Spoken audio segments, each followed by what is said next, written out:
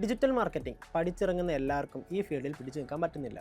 അതിൻ്റെ കാരണം എന്താണെന്ന് നിങ്ങൾ എപ്പോഴെങ്കിലും ചിന്തിച്ചിട്ടുണ്ടോ? കാരണം മറ്റൊന്നുമല്ല, കുറച്ച് ടെക്നിക്കൽ നോളജും തിയററ്റിക്കൽ നോളജും കുറച്ച് കണ്ടന്റ് ക്രിയേഷനും മാത്രം വെച്ച് പിടിച്ചു നിൽക്കാൻ പറ്റുന്ന ഒരു ഫീൽഡ് അല്ല ഇത്. ഇവിടെ നമ്മൾ ഒരു ബെറ്റർ കസ്റ്റമർ സൈക്കോളജിയും ഒരു പ്രോപ്പർ മാർക്കറ്റിംഗ് സ്ട്രാറ്റജിയും ഉണ്ടെങ്കിൽ മാത്രമേ നമുക്ക് നല്ല രീതിയിൽ ഡിജിറ്റൽ മാർക്കറ്റിംഗ് ചെയ്യാൻ പറ്റൂ.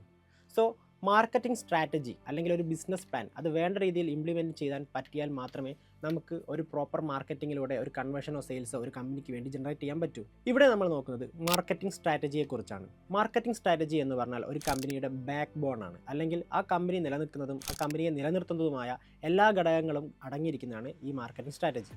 ഈ അടുത്ത മാനാഞ്ചറിയിൽ ഒരു കമ്പനി ഒരു വലിയ ഓഫർ വെച്ചു. മറ്റൊന്നുമല്ല, ₹1 നോട്ടുമായി വരുന്നവർക്കെല്ലാം അവിടുന്ന് ബ്രാൻഡ് ന്യൂ ഷൂ കൊടുക്കുമെന്ന് പറഞ്ഞു. അതറിഞ്ഞെത്തിയത് ജെൻസി കിഡുകളും ഒരുപാട് ചെറുപ്പക്കാരുമാണ്. അവർക്കെല്ലാവർക്കും അന്ന് അവിടെ നിന്ന് നേരിടേണ്ടി വന്നത് ഒരു വലിയ പ്രശ്നമാണ്. നിങ്ങളൊക്കെ ന്യൂസിൽ കണ്ടിട്ടുണ്ടാവാം, ലാത്തി ചാർജും പോലീസ് കേസും അങ്ങനെ ഒരുപാട് പ്രശ്നങ്ങളന്ന് അവിടെ ഉണ്ടായി. സോ ഇവിടെ ആ കമ്പനി എടുത്ത മാർക്കറ്റിംഗ് സ്ട്രാറ്റജിയാണ് അവരെ അത്രയും വലിയൊരു ക്രൗഡിനെ അവിടെ എത്തിച്ചത്. ഇത് ആക്ച്വലി അവർക്ക് വിജയമായിരുന്നോ?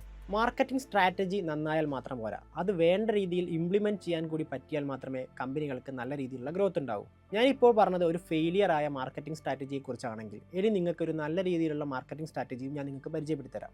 മാർക്കറ്റിംഗ് സ്ട്രാറ്റജി ഏറ്റവും ഇമ്പോർട്ടൻ്റായി യൂസ് ചെയ്ത ഒരു കമ്പനിയെക്കുറിച്ചാണ് ഞാനിവിടെ പറയാൻ പോകുന്നത്. അത് വേറൊരു കമ്പനിയുമല്ല, നമുക്ക് എല്ലാവർക്കും സുപരിചിതമായ ഫ്ലിപ്കാർട്ടിനെ കുറിച്ചാണ്. ഫ്ലിപ്കാർട്ട് വന്നത് നമുക്കറിയാം, ഏകദേശം ഒരു 2012-13 കാലഘട്ടങ്ങളിലാണ് അത് ഇന്ത്യയിൽ നല്ല രീതിയിൽ കത്തിക്കയറി തുടങ്ങിയത്. സോ ആ സമയത്ത് ഓൺലൈൻ മാർക്കറ്റിംഗ് അല്ലെങ്കിൽ ഓൺലൈനിലൂടെ ഒരു സാധനം വാങ്ങുക എന്ന് പറഞ്ഞത് നമ്മുടെ ലോക്കൽ ആളുകളെയൊക്കെ സംബന്ധിച്ചിടത്തോളം ഒരു വലിയ കാര്യമായിരുന്നു. അതായത് അവർക്ക് അതിനോടൊരു ട്രസ്റ്റ് ഇല്ല.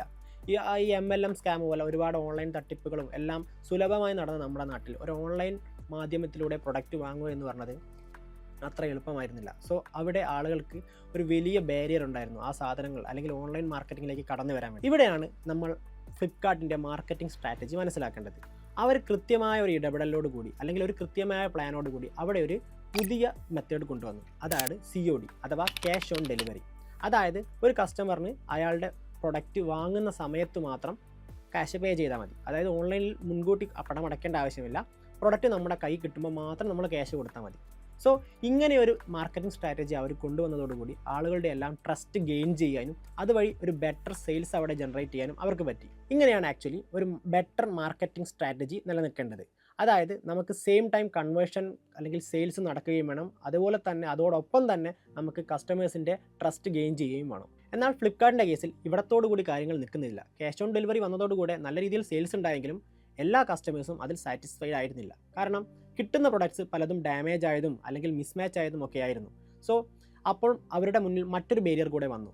അതായത് പ്രൊഡക്ട്സിന് വേണ്ടിയിട്ട് കസ്റ്റമേഴ്സിൻ്റെ ഇടയിൽ ഭയങ്കരമായ ഒരു നെഗറ്റീവ് വന്നു. സോ രണ്ടാമത് വന്ന ഈ ഒരു കടമ്പ മറികടക്കാൻ വേണ്ടി ഫ്ലിപ്കാർട്ട് പുതിയൊരു മാർക്കറ്റിംഗ് സ്ട്രാറ്റജി കൂടി അവിടേക്ക് ഇംപ്ലിമെൻറ്റ് ചെയ്തു. അതാണ് റിട്ടേൺ പോളിസി. ഈ റിട്ടേൺ പോളിസി വന്നതോടുകൂടി ആളുകൾ കംപ്ലീറ്റായി ഫ്ലിപ്കാർട്ടിനെ ട്രസ്റ്റ് ചെയ്യുകയും അതുവഴി ഫ്ലിപ്കാർട്ട് എന്ന കമ്പനി ഒരു വലിയ വാണിജ്യ കുത്തകയായി വളരാൻ തുടങ്ങി. ഇ-കൊമേഴ്സ് രംഗത്ത് ഫ്ലിപ്കാർട്ട് കൊണ്ടുവന്ന മാറ്റങ്ങൾ ചില്ലറയൊന്നുമല്ല.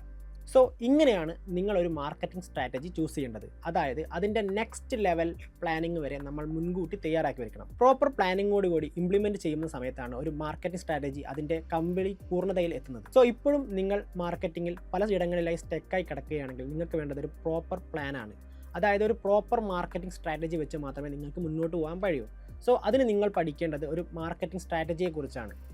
ഇവിടെ ഡിജിറ്റൽ മാർക്കറ്റിങ്ങിൻ്റെ ഇമ്പോർട്ടൻസ് വളരെ വലുതാണ്. കാരണം ഇന്ന് നമ്മൾ ജീവിക്കുന്ന ഡിജിറ്റൽ യുഗത്തിൽ നമുക്ക് വേണ്ടത് വെറുമൊരു മാർക്കറ്റിംഗ് സ്ട്രാറ്റജി അല്ല, ഡിജിറ്റൽ മാർക്കറ്റിംഗ് സ്ട്രാറ്റജിയാണ്. കാരണം കംപ്ലീറ്റ്ലി മാർക്കറ്റിംഗ് കാര്യങ്ങളെല്ലാം തന്നെ ഇന്ന് ഡിജിറ്റൽ വേൾഡിലേക്ക് മാറിക്കഴിഞ്ഞു. സോ ഇനി നിങ്ങളൊരു ഡിജിറ്റൽ മാർക്കറ്റിംഗ് കോഴ്സ് ചൂസ് ചെയ്യുമ്പോൾ അവിടെ കൃത്യമായിട്ടുള്ള കസ്റ്റമർ സൈക്കോളജിയും മാർക്കറ്റിംഗ് സ്ട്രാറ്റജിയും എല്ലാം പഠിപ്പിക്കുന്നുണ്ടെന്ന് നിങ്ങൾ ഉറപ്പ് വരുത്തണം.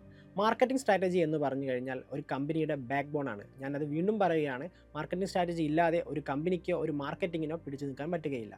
ഇതുപോലുള്ള വാല്യുബിൾ കണ്ടൻസും വാല്യുബിൾ ഇൻഫർമേഷനും കിട്ടാൻ വേണ്ടി ഇപ്പോൾ തന്നെ നമ്മുടെ പേജ് ഫോളോ ചെയ്തോളൂ.